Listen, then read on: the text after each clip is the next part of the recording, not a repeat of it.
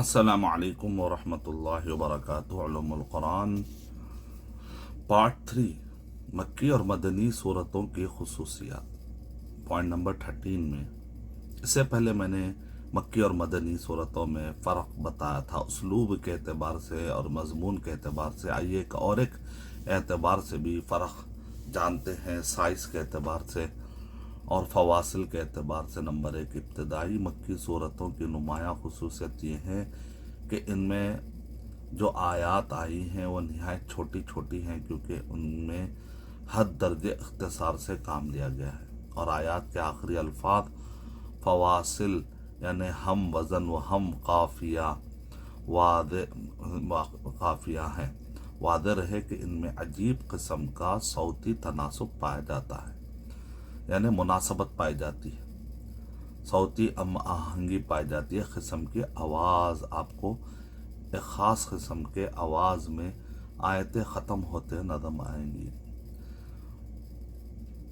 اور دوسرا پوائنٹ یہ ہے کہ دوسرے مرحلے کی مکی صورتوں اور پہلے مرحلے کی مکی صورتوں کا اسلوب و انداز تقریباً یکساں ہے، مقاطع و مفاصل ملتے جلتے ہیں، رنگ آمیزی کی وہی فراوانی ہے، یعنی کہ دیکھنے میں آپ کو وہی لگے گا جو ابتدائی مرحلے کی صورتوں میں ہے۔ صوتی حسن و جمال میں بھی بڑی حد تک یکساں ہے۔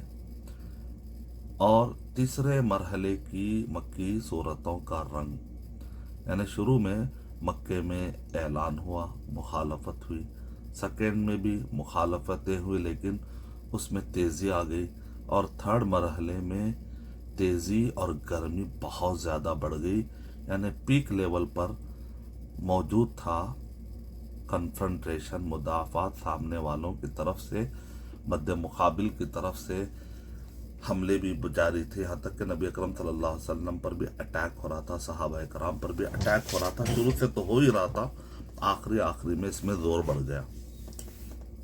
تیسرے مرحلے کی مکی صورتوں کا رنگ ڈھنگ بالکل نیا ہے۔ اس مرحلے کی لمبی صورت مکی وحی کے آخری دور اور مدنی وحی کی ابتدا کے درمیان سنگم اور نقطۂ اتصال، یعنی کہ مکہ اور مدینہ کے اللہ کے نبی صلی اللہ علیہ وسلم جب مدینہ جاتے ہیں تو وہاں کی ابتدائی صورتیں اور مکے کی آخری کی صورتوں میں نقطۂ اتصال ہے۔ اور اس مرحلے کی متعدد صورتیں لمبی ہیں۔ بعض صورتوں کا آغاز حروف مقطعات سے کیا گیا ہے، جبکہ بعض صورتوں میں جلیل القدر انبیاء کرام کے قصص و واقعات بیان کیے گئے ہیں۔ یعنی کہ آپ غور کر کے دیکھیں کہ حروف مقطعات کا ذکر موجود ہے ان صورتوں میں، اور قرآن مجید کا خاص طور سے ذکر ہے۔ ابن تیمیہ رحمۃ اللہ نے فرمایا کہ ابن قیم رحمۃ اللہ علیہ نے بھی کہ جہاں جہاں بھی حروف مقطعات ہے خاص طور سے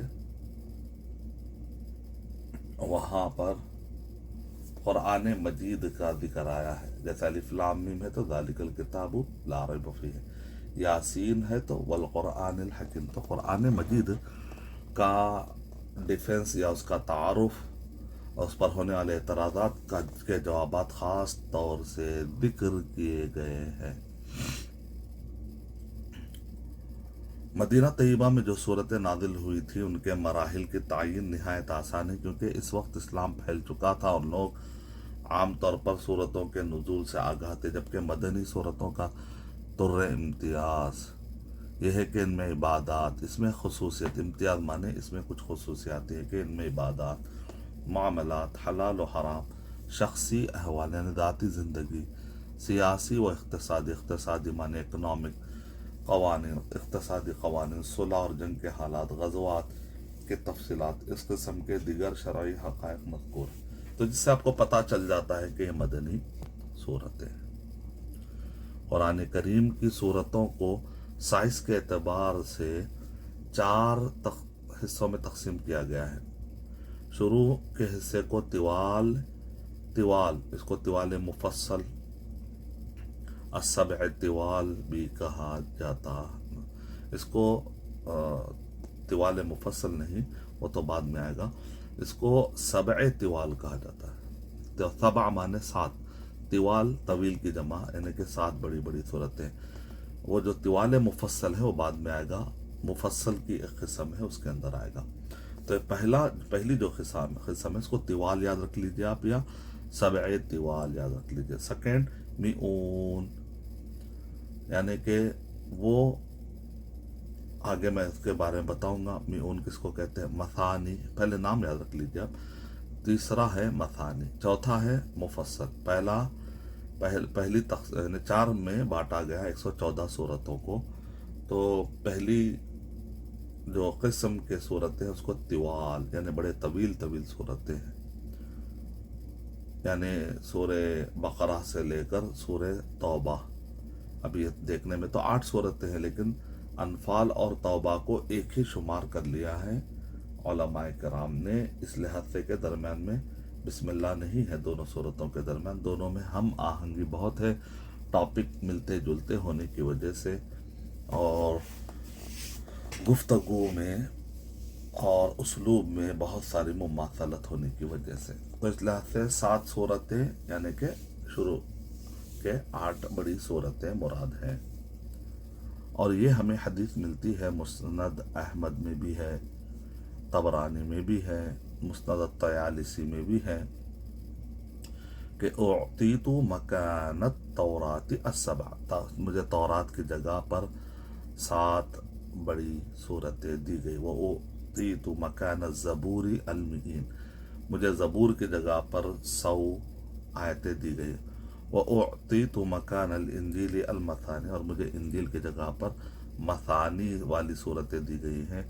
और फुज़िलतु बिल मुफस्सल, फिर मुझे मुफस्सल के साथ फजीलतें अता की गई हैं। तो अब नंबर 1 तो मैंने आपको बता दिया, तिवाल सबए तिवाल 7 लंबी सूरतें, यानी अल बकरा, सूरह अल इमरान, सूरह निसा, सूरह माइदा, सूरह अनआम, सूरह आराफ। और 7वीं में इख्तलाफ है कि वह अनफाल और बरात तौबा, जिसके दरमियान बिस्मिल्लाह के जरिए फसल नहीं किया गया। नंबर 2 मिऊन, वो सूरतें जिनकी आयात की तादाद 100 से ज़्यादा या 100 के लगभग हो। मसानी, वो सूरतें जिनकी आयात की तादाद 200 के लगभग हो।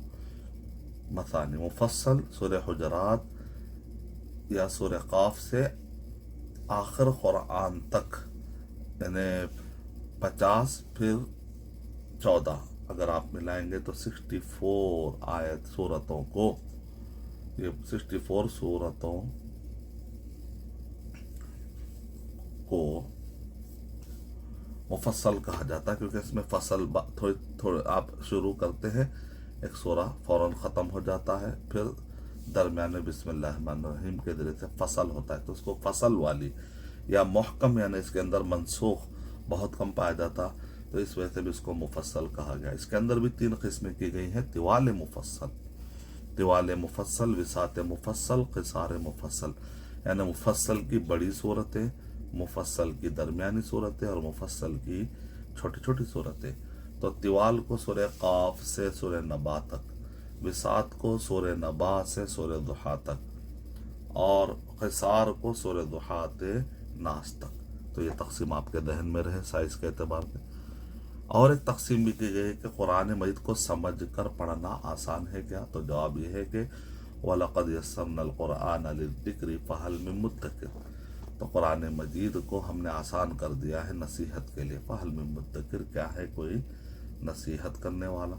तो इसमें जो नसीहत हासिल करने का हिस्सा है वो तो बहुत आसान है, तो लेकिन इसमें कुछ ऐसी आयतें हैं जो अहकामात के लिए हैं, और कुछ ऐसी आयतें जो अल्लाह ताला के अलावा कोई नहीं जानता।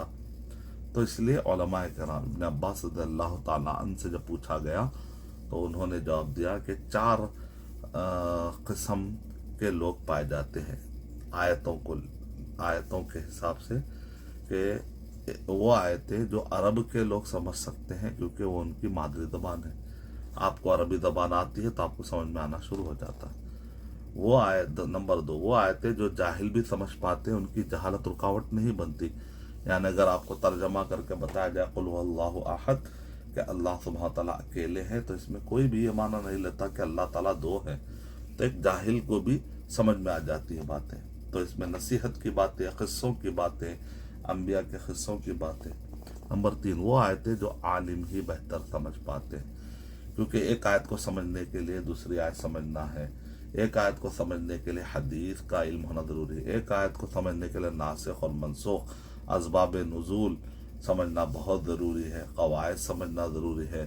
الفاظ کے کئی متعدد معنی ہوتے ہیں، لیکن سیاق و سباق کے حساب سے یہ معنی اس میں مراد ہے اور یہ نہیں ہے، یہ سب چیزیں معلوم ہونا ضروری ہے، علماء کے اقوال، مفسرین کے اقوال۔